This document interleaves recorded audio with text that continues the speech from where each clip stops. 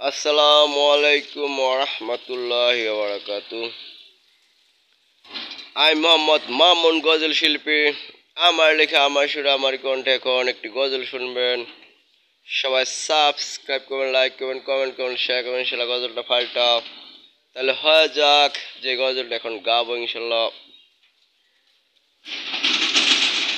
ইকফার হরফ 15টি কায়দার মাঝে আছে। প্রথম হলো তাসা, তারপরে জিম দাল। ইকফার হরফ 15টি কায়দার মাঝে আছে। প্রথম হলো তাসা, তারপরে জিম দাল। ইকফার হরফ 15টি, তারপরে জাল ঝা সিন শিনার সদত। তারপরে জাল ঝা সিন শিনার সদত।